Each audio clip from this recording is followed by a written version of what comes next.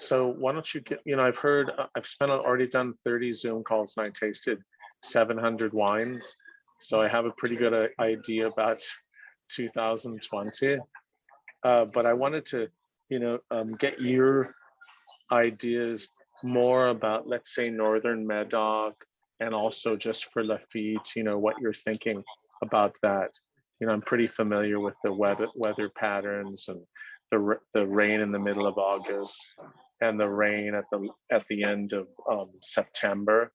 So and also how great the Merlot was, and the Cabernet was small, and there was some rain at the end of the harvest. So I'm just curious how that all affected Lafite and what your thoughts were about the wines in general.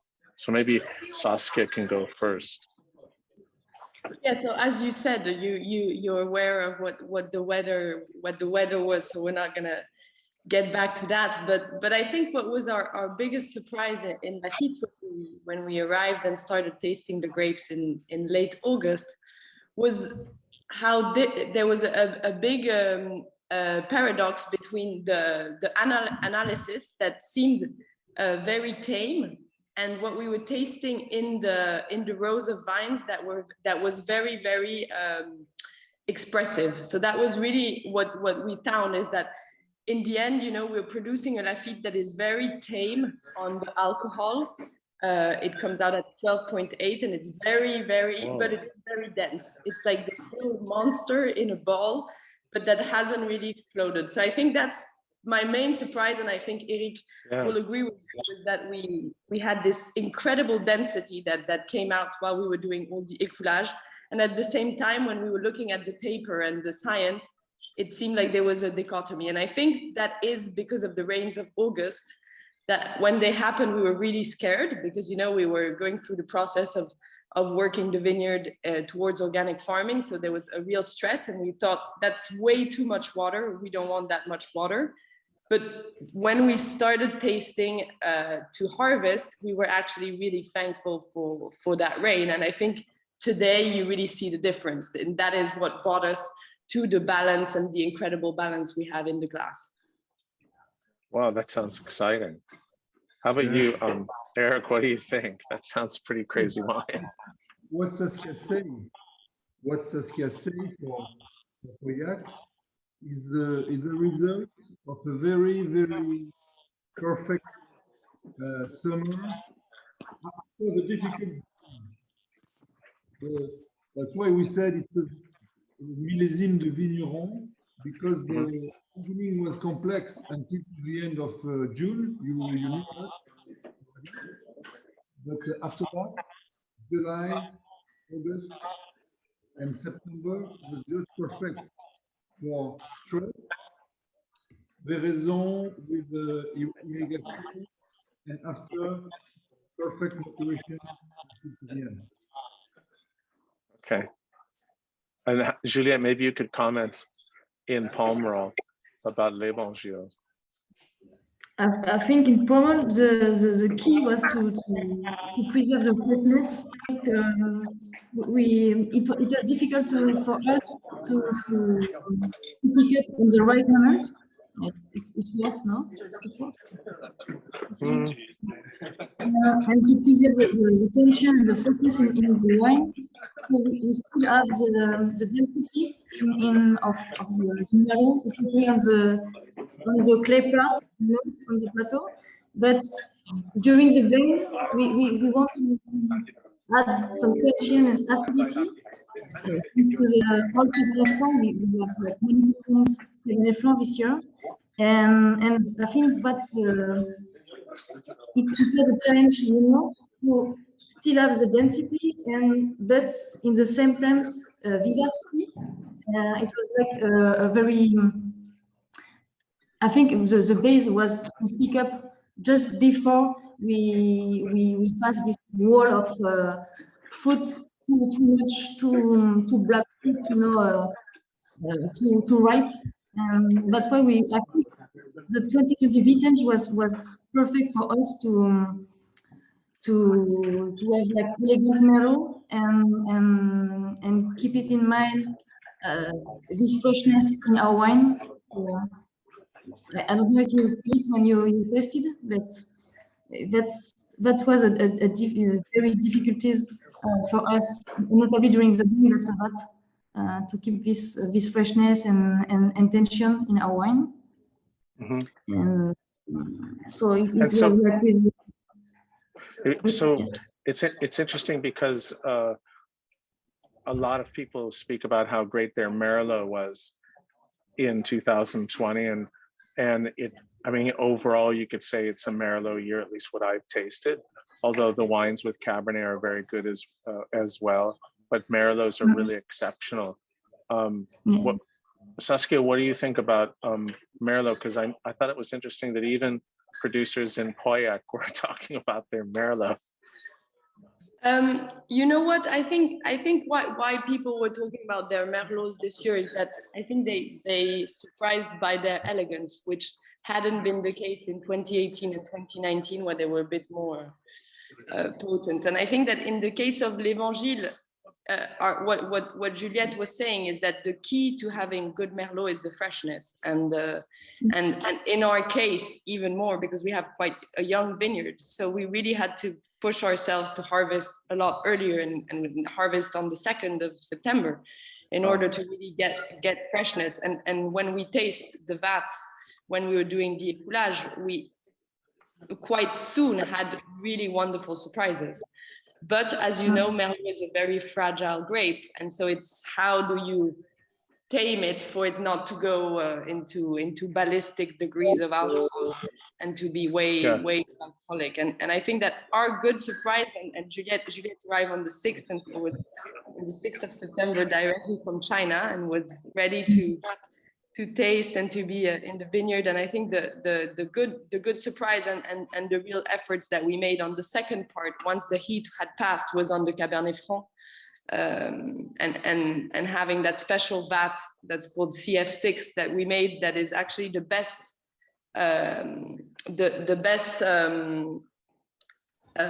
individual vines that we found inside the plots, and we marked each one and we harvested that separately. We did a special tri, and that in the end, Juliette, was one of your favorite Cabernet Francs.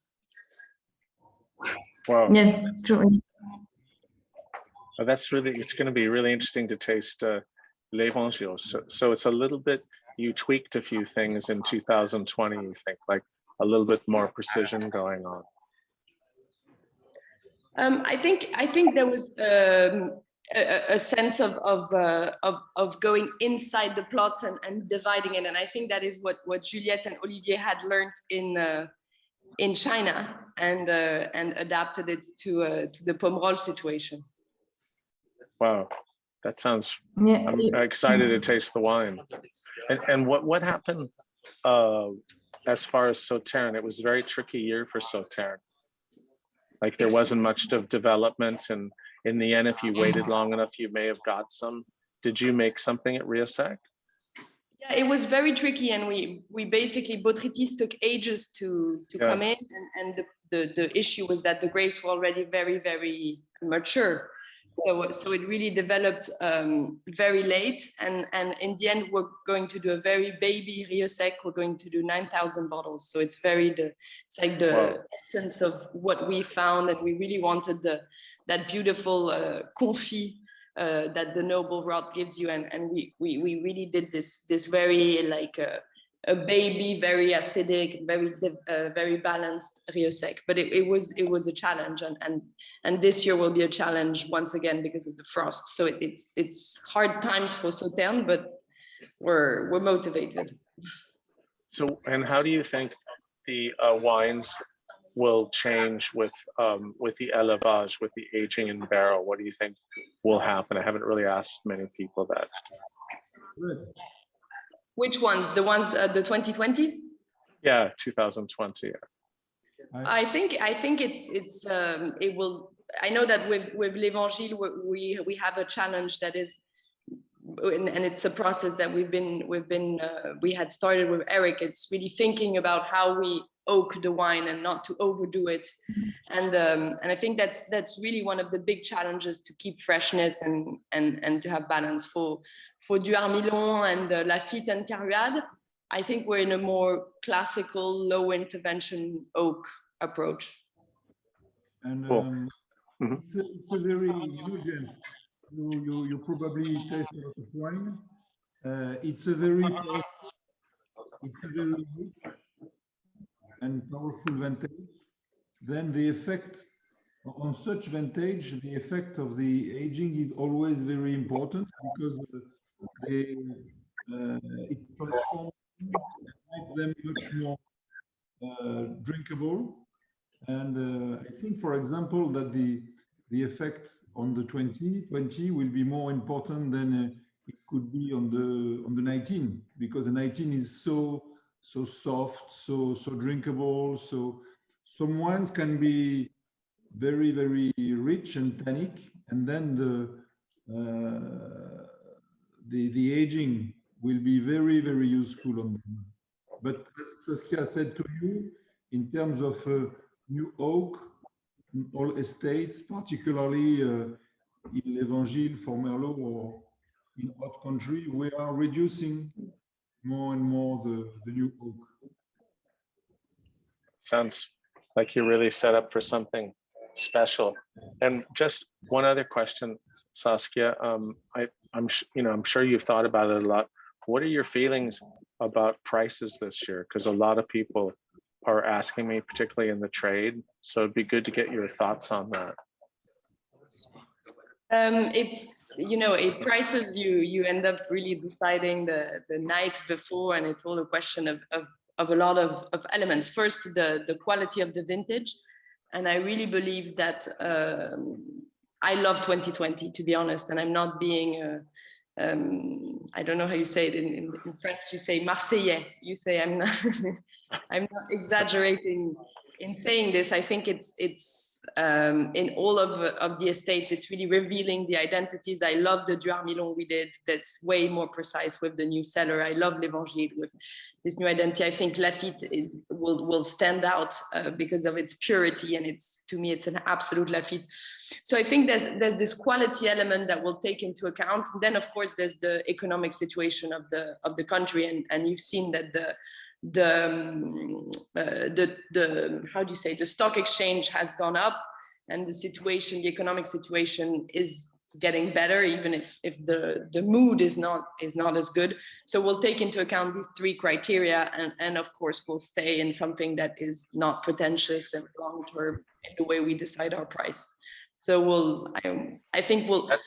That sounds like a rise in price to me, but anyways. You'll see. I think it will not be anything absolutely over the moon. I think it will be something reasonable, but that takes into account the extraordinary quality of 2020, and we have to take that into account.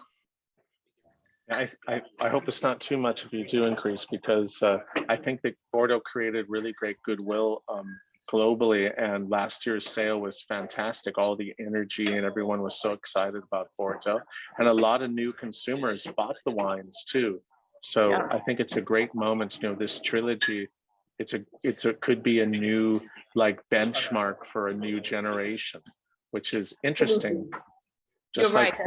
Yeah. And I think that the goodwill that was created after 2019, we can't not acknowledge that, and we have to keep in that trend of converting these new consumers to wine. So of course we don't have to go insane on prices, and it's not at all what we will do. We'll stay really much in the same wheel. Good.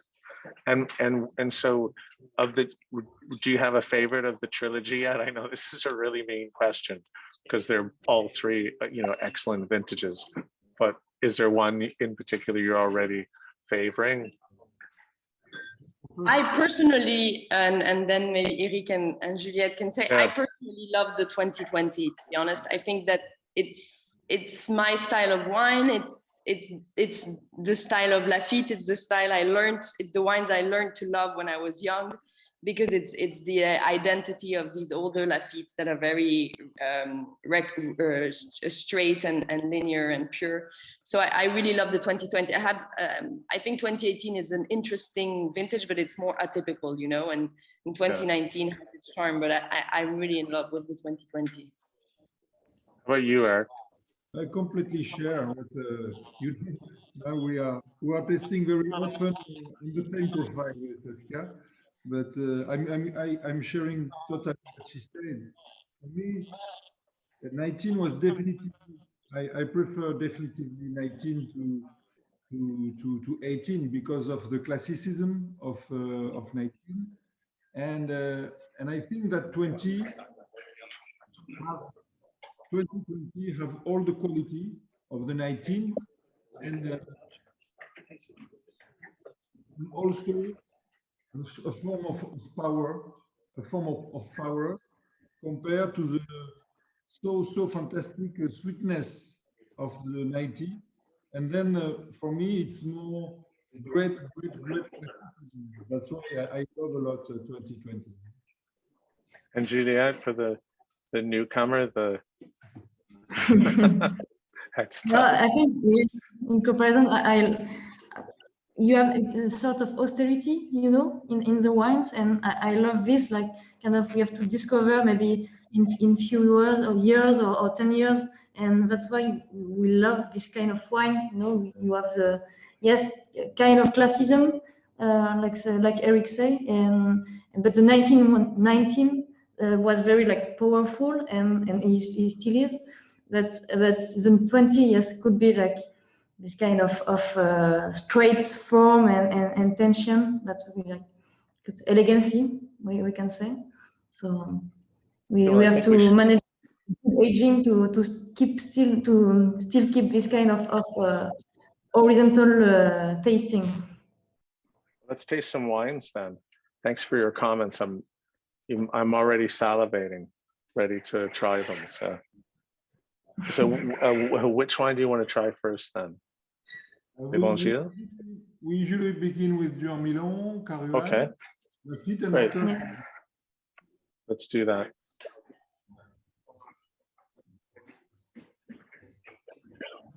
So it was last year was the first year for the new Shea, right, of Duhara, or is it this year?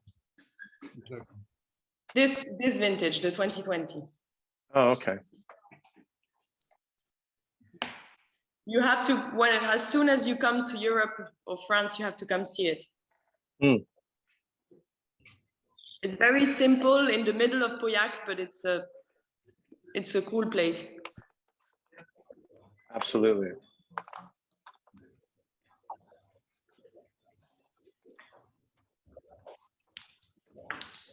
Do you still use press wine in your wines? Of course. Okay, Excuse good. me, do you? Can you repeat, please? I said, do you use the vin de presse still?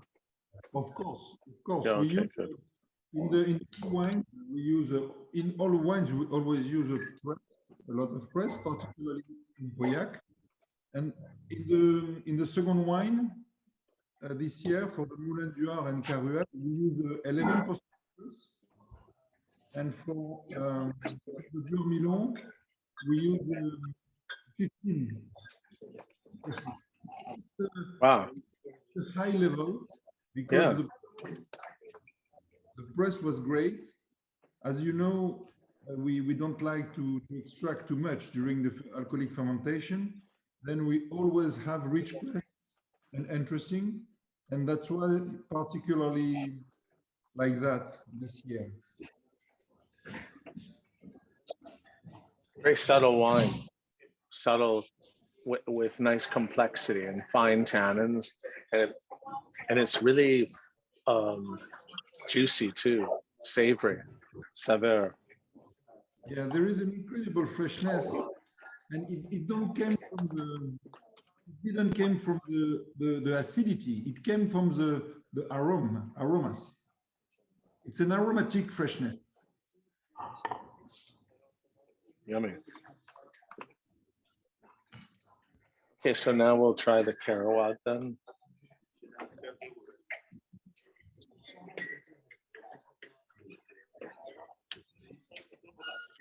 Caruade is very, very different from the last one, because you remember the last one we use only 27% of Merlot. It was the lowest proportion of Merlot, historic lowest proportion of Merlot for Caruade. And this year we come back to more classic proportion of Merlot with 42%, 52% of Cabernet Sauvignon, free of Cabernet Franc and free of Petit Verdot. Then a great, more or less a great classic in the average Caruade. So tell me again the assemblage. Excuse me? What was the assemblage again? 42 Merlot, 52 Cabernet Sauvignon, 3 Cabernet Franc, and 3 Petit Verdot. And the Durmilon was 72 Cabernet Sauvignon, 28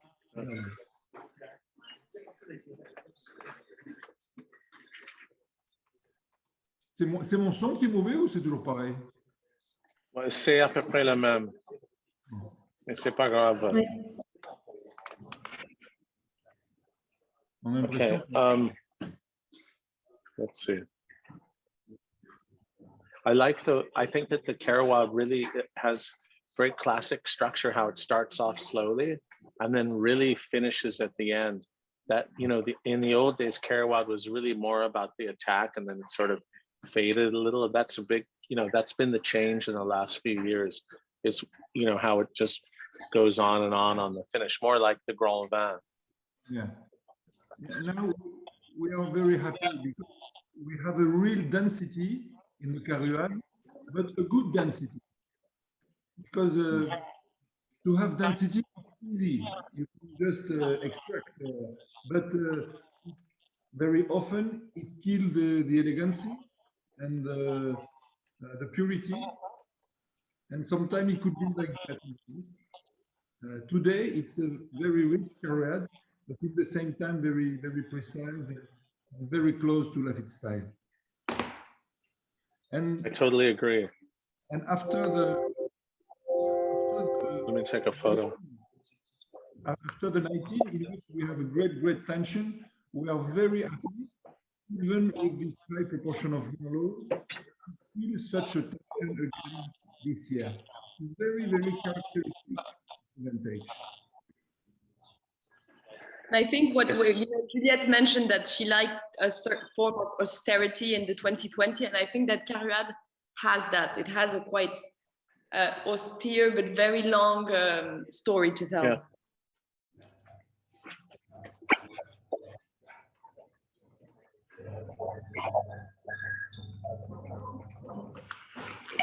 Okay, and so now the Grand Vin, the Lafite.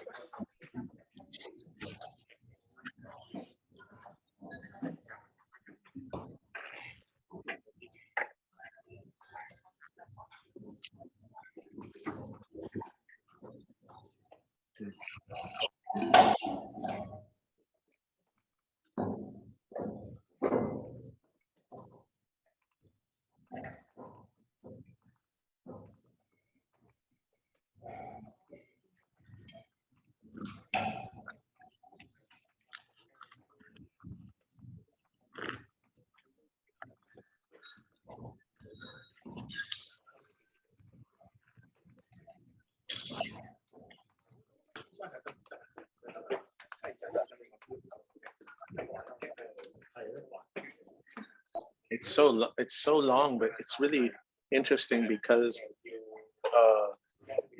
it just has this presence, and it's not the tannins and it's just keeps, you can tell it's there, but then it's not there. It's so subtle like that. Incredible energy. You can be sure that in terms of presence, they are in the wine. The tannins. Very, very rich.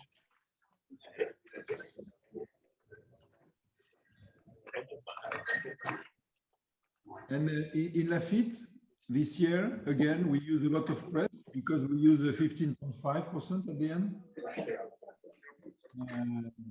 We even imagine perhaps in the future use a little bit more, but for instance, we didn't decide. Again, when we feel during the vinification that the grape was too rich, we feel that it was necessary to do a soft extraction, and then after that, the effect of press was incredible this year again. A really fascinating wine to taste. Yeah, it's an incredible. Very often we repeat that have already this capacity to join the richness and the purity, and I think this year more than all the other, it's incredible. We use 7% of Merlot. This is an average, you know. Mm-hmm. Even if the Merlot was and particularly the new terroir now we can use during 2 or 3 last years. We work a lot on the Merlot, but compared to the power and very, very difficult for them. That's why. And so, so it's 93% Cabernet then? 92, 7 of Merlot and 1% of Petit Verdot. Petit Verdot was very, very nice. Of course, it's always our very, very little plots, but and very old because they were planted in 1933, and it was absolutely delicious. Because so tell me, so it's 12.8 degrees alcohol. Is that just because you picked early, or why did you have such low alcohol? No, it's because this year we never seen the alcohol increasing like the 2 previous years. It's due, as I said to you, it's due to the very, very good order of the good period we have. The strong stress in July, with a good autumn, good lignification. Then after that, when the rain arrived again, the vineyard was very, very outé and don't have the capacity to produce sugar and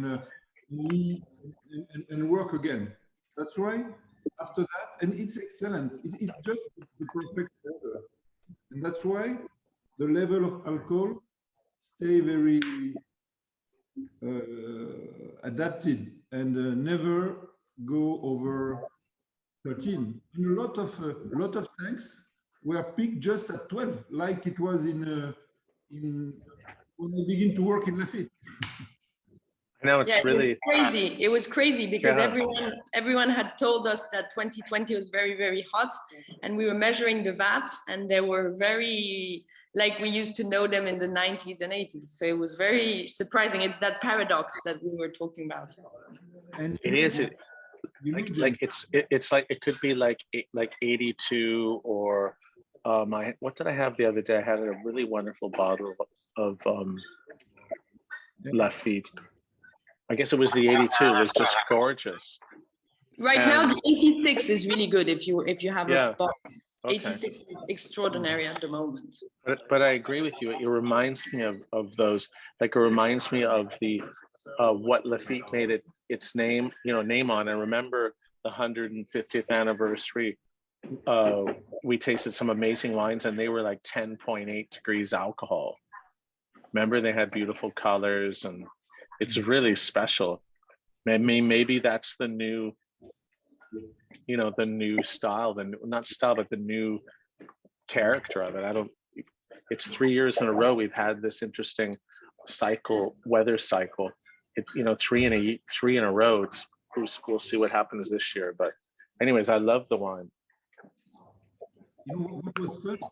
What was fun is that in Bordeaux, people said in end of August, of September, wow, the alcohol the sugar is not increasing. They were almost afraid. But Yeah. too good news. And it wasn't because there was a blocage, right?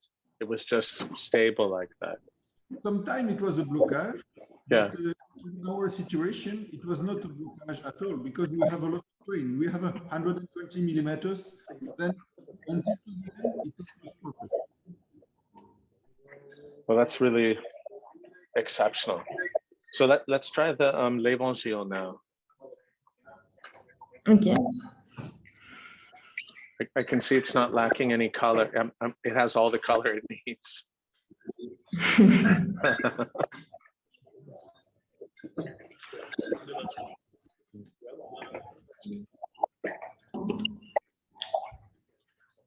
This is very primary. Like the nose is just like crushed grapes. You know, Juiciness, yes. Yeah, with the pips, with the seeds. Yeah.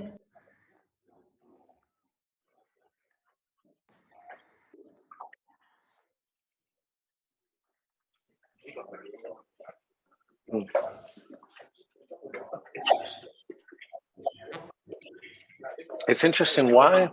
Also, the other day I did a tasting with your cousins at Mouton, and their wines were also. What I found interesting is they were very primary, like really like just tasting crushed grapes, and normally, I don't know if it's something from the vintage or what, but normally the wines are much more like polished at an early stage in general. But this year, a lot of the wines have very sort of pure character, just showing the fruit, and not really fruity fruit, but just really nicely ripened grapes. You know what I mean? Not ultra, solaire, a sunny character, but this has real purity to it. Yeah, and I think that was really what we were going for, to really stay away from over-ripening aromas and really stay on fresh aromatic freshness, as we were saying. And that was really the challenge of the team this year. Yeah, it was a key point. I think the combination, it was a good compound for us during the blend, and because we have 88% of Merlot and 12% of Cabernet Franc, but most of coming from the old Cabernet Franc, and it was very interesting. This touch can change the tannin structure and also the tension in the wines. So we spent a lot of hours to test some different blends with this kind of Cabernet Franc. I think it was like 8 hours just for 2 or 3% of the blend. But for us, it was very important to keep this juiciness and this acidity in the wine. And to keep this freshness too, we have less new oak too. We have 50% of new oak. Usually it was between 70 or 80%. And the aging for us, it's very important. The selection of barrels, the quantity of new barrels, but also the toasting of the barrels. It's a change for us, for l'Evangile, and for the 2020 vintage also. So did you change the tonnelier then? The barrel No, maker? it's still the cooperage of our cooperage in Pauillac, but maybe we have okay, more. You guys, yeah. I guess not. But it's true. It has less like coffee character, and I totally agree. It barely has any prise de bois. Yeah. Thanks. Yeah. And this year we use for Evangile, like 7% of amphora to keep this roundness, but not with opulency that we can have sometimes too much. So amphora can be good compounds too for us for the aging. It's very different than the 2018, which was much more opulent. But I would put it I would put it at the same level. It's more sophisticated, but anyways, we'll see in the end what it's like in bottle. But I really like I already want to drink it. That's a good sign. I don't think you should bottle these. You should just sell it by the barrel. Everyone can drink right away. So good. Yeah. Okay, well, listen, thank you so much for the tasting. The wines were exceptional, and it was a very fascinating conversation about the alcohol, the freshness, and thanks for being so candid too with your personal thoughts right away. Like, okay, I like this. I like that. I like your, James, decisiveness.